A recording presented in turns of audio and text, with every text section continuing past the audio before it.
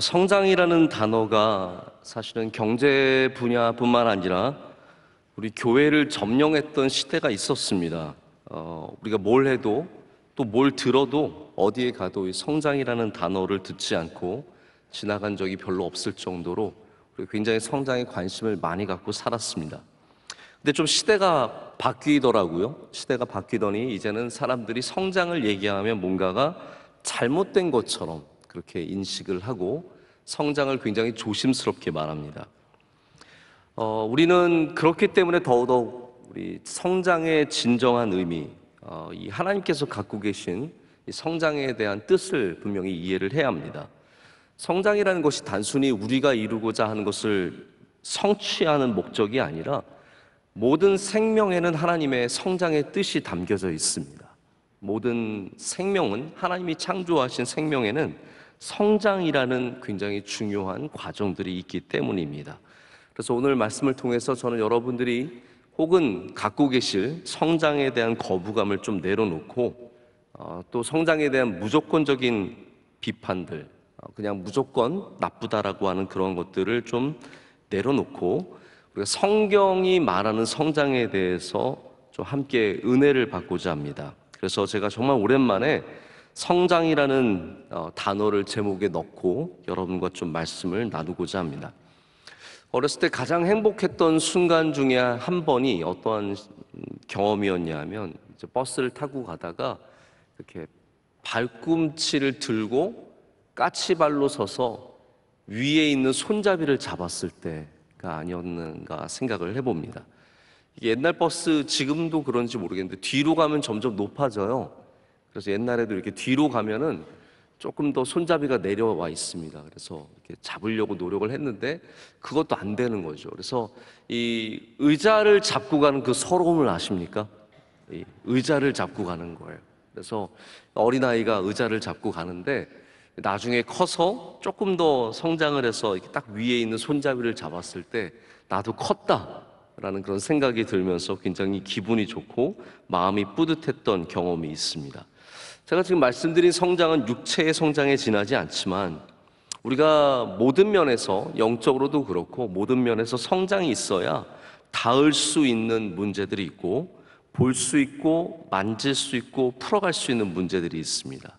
우리 모두가 다 제자로 부름을 받았는데 우리가 성장을 해야 풀어갈 수 있는 문제가 있고 또한 하나님 주신 사명을 감당할 수 있기 때문에 오늘 이 말씀을 통해서 어떤 과정을 통해야 우리가 제자로서 성장할 수 있는지를 또 계속해서 생각을 해보고자 합니다.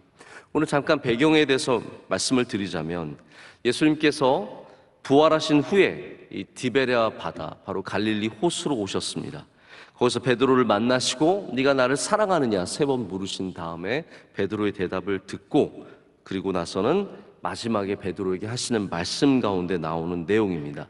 특별히 예수님은 오늘 말씀의 시작 부분에서 베드로가 앞으로 어떻게 될 것인지에 대해서 말씀하십니다. 그것이 특별히 늙어서는 내 팔을 벌리리라는 말씀이죠.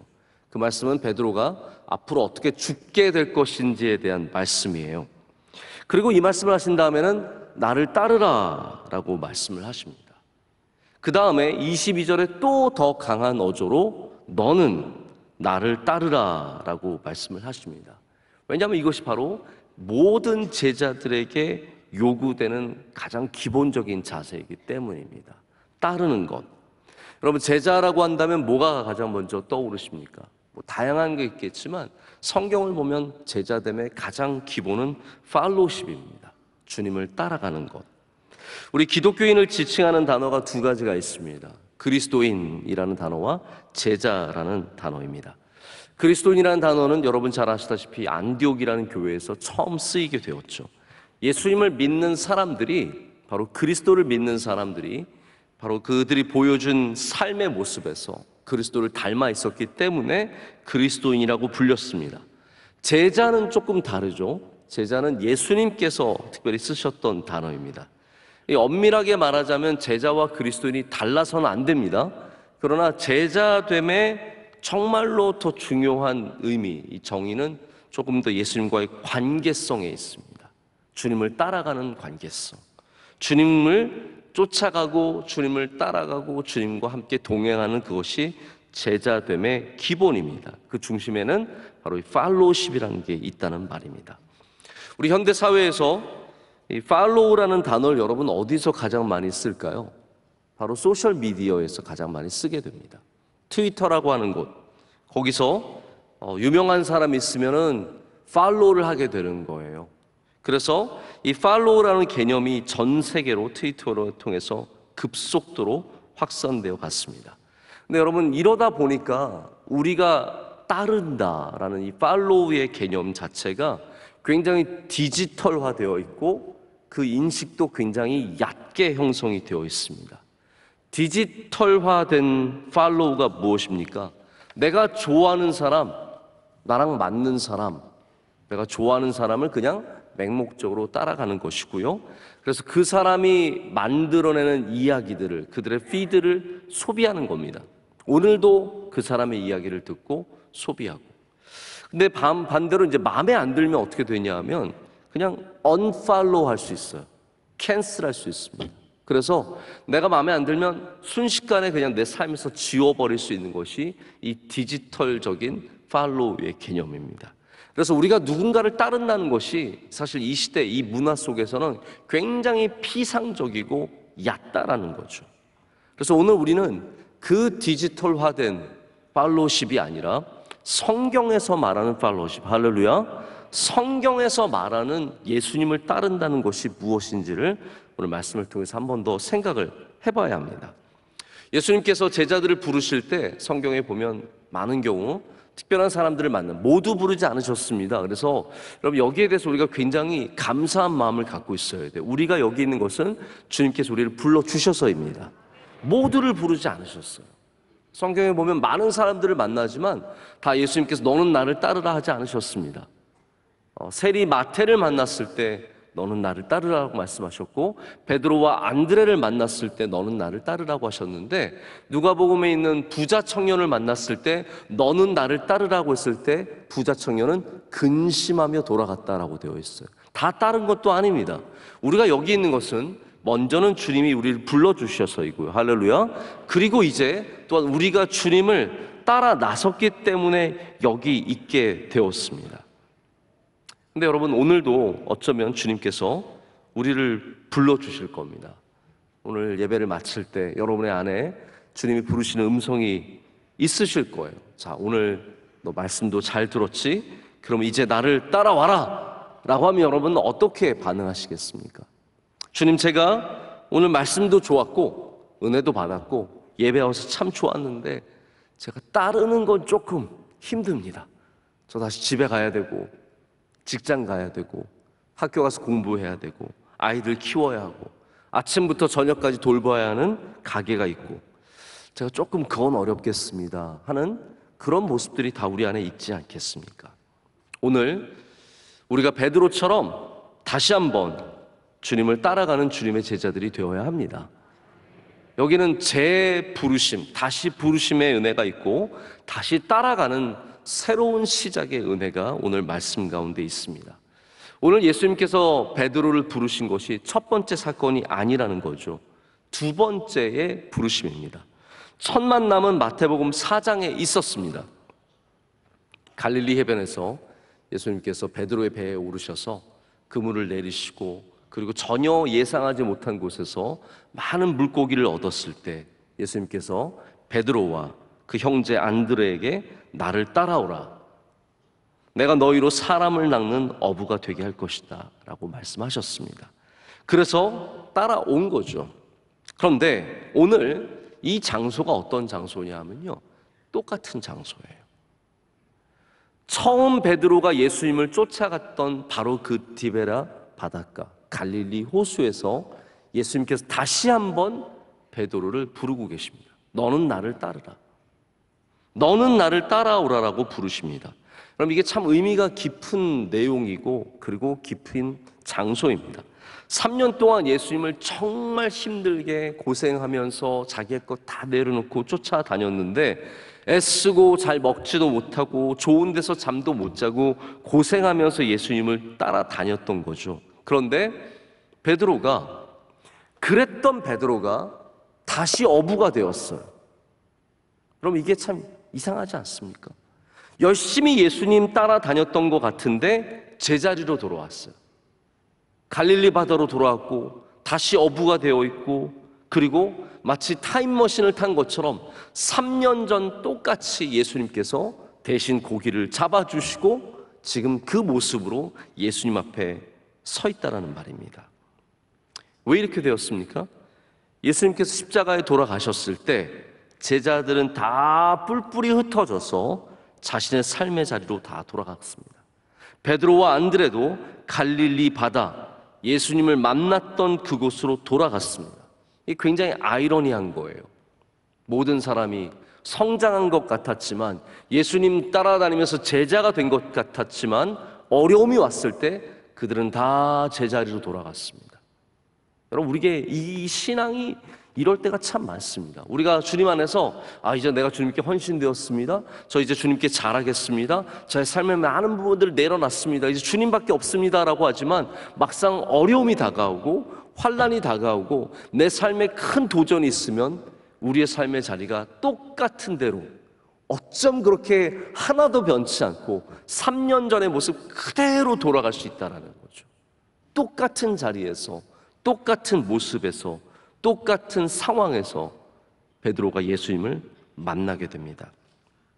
그때 예수님께서 베드로에게 이렇게 말씀하시죠. 내가 진실로 진실로 내게 이르노니 젊어서는 내가 스스로 띠띠고 원하는 곳으로 다녔거니와 늙어서는 내 팔을 벌리리니 남이 내게 띠띠우고 원치 아니하는 곳으로 데려가리라. 처음에 예수님을 따라가는 것과 두 번째 예수님을 따라가는 이 성장의 단계 속에서 우리는 따라감이 굉장히 다르다는 것을 알게 됩니다. 처음 따라감은 무엇일까요? 우리가 가장 먼저 예수님을 따라갈 때의 모습들은 다 오늘 예수님께서 말씀하신 것처럼 젊어서는 내가 스스로 원해서 스스로 띠띠우고 다녔다라는 것에 있습니다.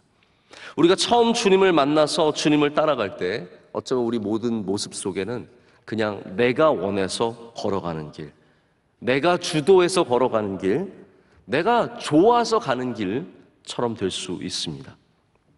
베드로는 그때 어부 생활에 지쳐 있었고 또 오셔서 고기를 잡으시는 예수님의 모습을 보면서 정말 큰 감동을 받습니다. 어떻게 이런 분이 계실 수 있냐라는 거죠. 그래서 이 모든 걸 내려놓고 예수님을 따라갔습니다. 그것이 바로 스스로 띠띠우고 가는 모습이었습니다. 이게 바로 베드로의 첫 따름이었습니다. 근데 여러분, 많은 제자들이 이러한 단계에 머물러 있을 때가 많습니다.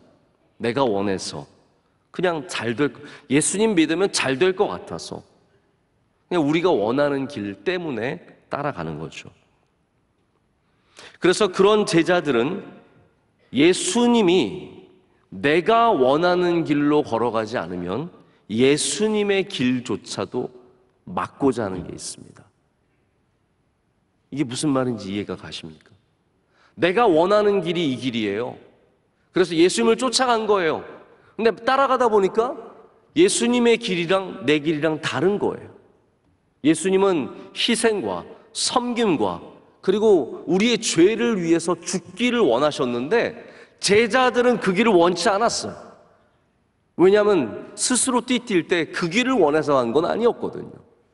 그래서 예수님의 길을 막고자 하는 겁니다. 베드로가 어떻게 했습니까? 제자들은 다 하나님의 나라에서 주님의 오른편 왼편에 앉아서 뭔가 좀 큰 자리 차지하고 이 새로운 이스라엘에서 대단한 사람들이 되고자 하는 욕망들이 다 있었다라는 겁니다. 그게 어떻게 보면 첫 번째 따름의 모습이며 많은 제자들이 갖고 있는 현재의 모습이기도 합니다. 베드로가 그래서 예수님이 잡혀가실 때 말고의 귀를 자르고 난리를 치고, 그게 왜 그렇습니까? 대단한 팔로워여서 예수님을 정말로 사랑해서 그래서입니까? 물론 베드로가 예수님을 사랑했죠. 그런데 엄격히 말하자면 베드로가 원했던 길은 그 길이 아니었다라는 거예요. 예수님이 그 길을 가는 것을 원치 않았습니다. 우리를 위해서 죽으시고 십자가에 달려서, 그래서 우리의 죄를 사해 주시는 거 베드로가 원했던 길은 그게 아니었기 때문에 결국은 예수님의 길을 막고, 예수님 이 길 아니에요, 이 길로 가시면 안 됩니다, 제가 원하는 길, 예수님은 이스라엘의 왕이 되셔야 하고 우리를 높여주셔야 하고 우리와 잘 먹고 잘 살아야죠. 그랬기 때문에 잘못된 팔로우십으로 예수님의 길조차도 막기를 원했다는 거죠. 여러분, 만약에 우리의 제자도가, 우리의 팔로우십이 우리가 원하는 대로 예수님이 혹은 교회가 혹은 기독교가 움직이는 것이라면 우리는 이 첫 번째 따름에 머물러 있는 겁니다. 내가 원하는 대로, 교회가 나랑 안 맞아요, 교회가 가는 방향이 이게 내가 원했던 방향이 아니에요, 그러면 교회를 잘라버리는 거죠. 기독교가 내가 원했던 방향이 아닌 거예요.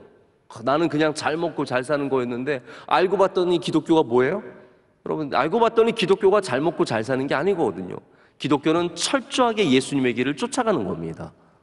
복음을 붙잡고 예수님이 주신 그 길을 걸어가는 건데 안 맞으면 종교를 잘라버리는 겁니다. 예수님을 잘라버리는 거죠.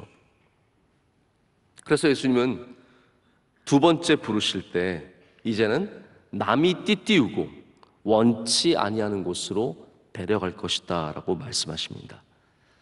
물론 이것은 베드로가 어떻게 죽는지에 대한, 앞으로 어떻게 살게 될 것인가에 대한 말씀이기도 하지만 더욱더 중요한 것은 제자의 모습이 이러해야 한다라는 겁니다. 이게 한 차원 더 높아진 성장한 성숙한 따라감의 모습입니다. 성숙한 따라감, 우리 성장하는 곳에 있는 제자의 모습은 무엇입니까?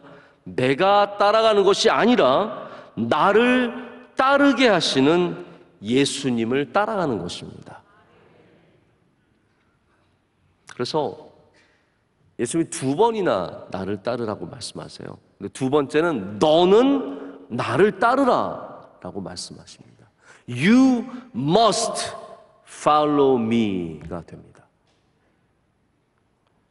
그럼 같은 말이 좀 나이를 드시면 다르게 들리지 않습니까? 같은 책을 읽어도 나이를 먹으면 좀 다르게 읽히지 않습니까? 우리 어렸을 때 교과서에 나왔던 소나기라는 소설 기억나십니까? 그 어렸을 때는 그냥 소나기인가 보다 하고 읽었는데, 여러분, 나이를 먹고 소나기를 읽으면 어떤가요? 그거 완전 슬픔 덩어리예요.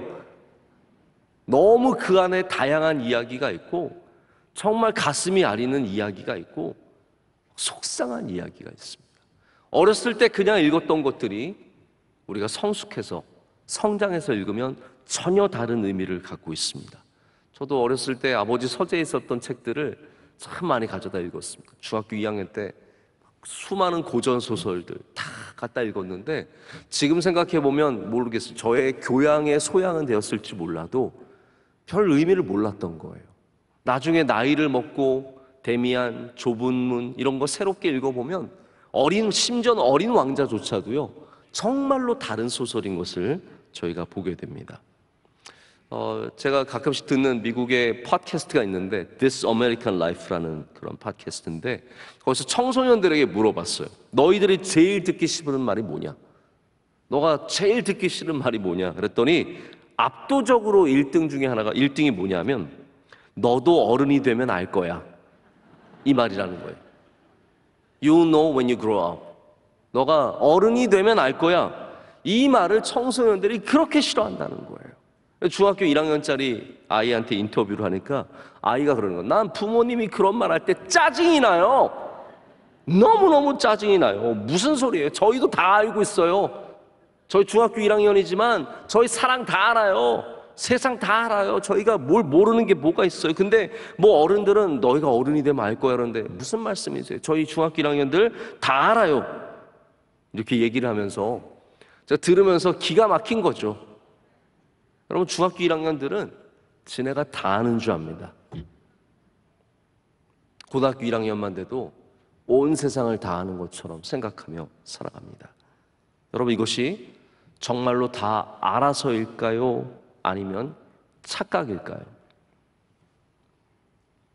성경에도 수많은 말씀들이 있는데 그 말씀들이 우리가 성장할수록 사실은 굉장히 달라집니다. 성장하지 않으면 절대로 알 수 없는 말씀들이 많이 있습니다.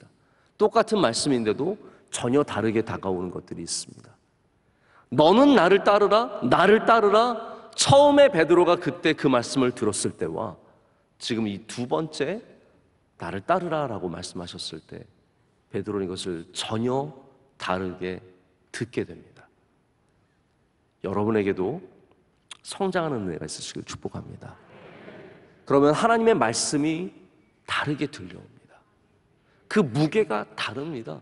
그 능력이 다르고요, 그 깊이가 다르다라는 것이죠.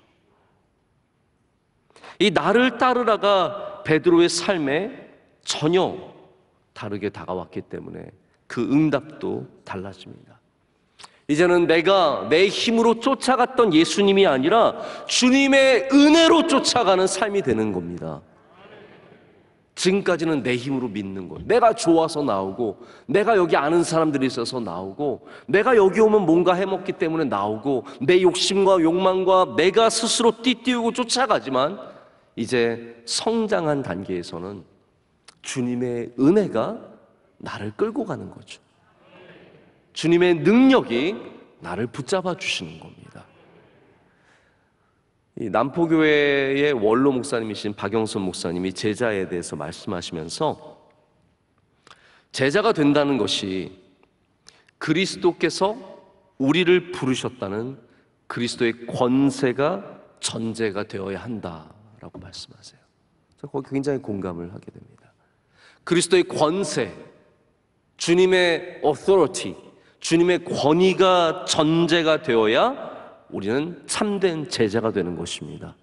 다시 말해서 어떻게 보면 남이 띠띠워서 우리를 끌고 가는 것이 진짜 제자도의 성장의 모습일 수도 있겠다라는 것이죠. 그래서 제자의 진정한 목적은 그냥 뭐 성령을 받고 가서 땅 끝까지 이르러 내 증인이 되라, 그것만 제자가 아닙니다. 제자의 진짜 참된 시작은 바로 우리를 부르신 예수님을 만나는 것, 우리를 부르신 그분 안에서 기뻐하는 것, 여기가 진짜 제자의 참된 모습인 줄로 믿습니다. 만약 여러분, 주님이 여러분을 부르신다면 오늘 다시 그 첫 번째 자리로 돌아가야 합니다. 우린 다 갈릴리 바다로 돌아가야 합니다. 우리를 부르신 그곳으로 돌아가서 다시 우리를 부르시는 주님의 음성에 귀를 기울이며 우리 주님을 다시 쫓아가는 저와 여러분 되기를 간절히 소망합니다. 자, 팔로우십의 성장, 우리 성장에 대해서 얘기하기 위해서는 한 가지 더 드려야 할 말씀이 있기 때문에 이것만 더 말씀을 드리고 말씀을 맺고자 합니다. 그것이 바로 시선의 문제입니다. 오늘 말씀에는 아주 흥미로운 이야기 하나가 또 등장을 합니다. 저는 이거 하나만 떼서 설교를 해도 굉장히 재미있는 얘기가 될 수 있다는 생각을 가져요. 그것이 바로 베드로와 요한의 이야기입니다. 요한복음 마지막 부분에 특별히 이르러서는 이 요한이라고 하는 저자가 베드로와 갖고 있는 텐션, 어떤 긴장감을 다양하게 표현을 해줍니다. 그 긴장감 중에 하나가 뭐냐면 예수님 부활하셨을 때 그 부활하신 무덤으로 가는 모습에도 있습니다. 거기 보면 제자들이 뛰어갔어요. 근데 누가 가장 먼저 도착을 합니까? 베드로가 가장 먼저 도착을 합니다. 뛰어갔다라고 적혀 있어요. 그래서 요한이 보면서 제가 보면 이 요한이라는 저자가 항상 요한도 베드로를 염두에 두었고 베드로가 뭐 하는지 항상 신경 썼고 베드로도 오늘 말씀을 보면 요한을 굉장히 신경 썼던 것을 보게 됩니다. 그래서 오늘 마지막에도 이 베드로와 요한의 텐션이 하나 더 등장을 합니다. 요한은 지금 이 모습을 봤어요. 예수님께서 베드로를 부르시고 베드로에게 내가 나를 사랑하느냐.